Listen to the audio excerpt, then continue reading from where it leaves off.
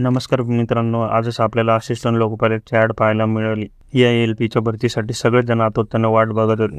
सुमारे 5700 जागा आर-आर-बीकडून भरण्यात येणार आहे। आजपासून फॉर्म भरायला सुरुवात झाली आहे। 20 जानेवारीपासून ते 19 जानेवारीपर्यंत तुम्ही फॉर्म भरू शकता। पेपर कधी होणार याच्याबद्दल काही आर-आर-बीने सांगितलेलं नाही। मित्रांनो, असिस्टंट लोको पायलट खूप चांगली नोकरी आहे। रेल्वे चालवण्यासाठी 2 लोक असतात, त्यापैकी एक म्हणजे रेल्वे ड्रायव्हर ज्याला आपण लोको पायलट म्हणतो, आणि दुसरा त्याला मदत करणारा असिस्टंट लोको पायलट। त्याची भरती असिस्टंट लोको पायलटचेच पुढे प्रमोशन होऊन तो लोको पायलट बनतो। असिस्टंट लोको पायलटला 50,000हूनही जास्त पगार मिळतो। तसेच त्याला इतर भत्ते असतात। ALP-साठी वय 18 वर्षापासून ते 30 वर्षापर्यंत देण्यात आलं आहे। कॅटेगरीवाल्यांना एज रिलॅक्सेशन मिळते, जसं OBC-ला 3 वर्ष जास्त मिळतात, SC-ला 5 वर्ष आणि ST-ला 5 वर्ष जास्त मिळतात।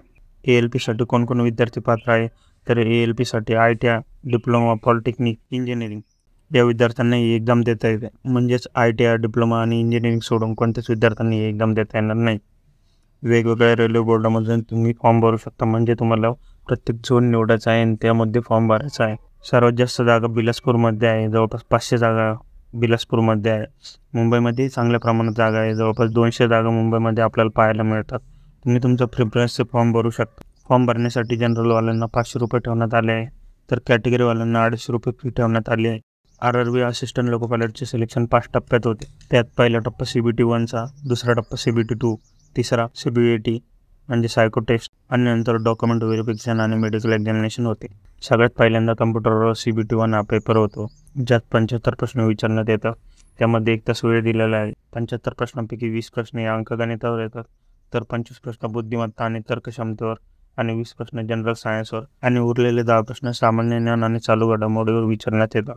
CBT-1मध्ये ज्यांना चांगले मार्क मिळतात ते विद्यार्थी CBT-2साठी पात्र होतात। दिलेल्या जागांच्या 15 पट मुलं CBT-2साठी घेण्यात येतात, म्हणजे 5700च्या 15 पट म्हणजे 85,000 मुले CBT-2ला पात्र असतील। CBT-1 हा क्वालिफाईंग असतो। CBT-2मध्ये 100 प्रश्न विचारण्यात येतात। तसेच CBT-2चे 2 पार्ट असतात, पार्ट A आणि पार्ट B। CBT-2ला 1.5 तास वेळ देण्यात येतो। तसेच CBT-2मध्ये टेक्निकल क्वेश्चन सुद्धा विचारले जातात। त्यानंतर CBAT म्हणजे सायको टेस्ट घेण्यात येते। CBAT-ला निगेटिव्ह मार्किंग नाही, बाकी CBT-1 आणि CBT-2ला निगेटिव्ह मार्किंग असते।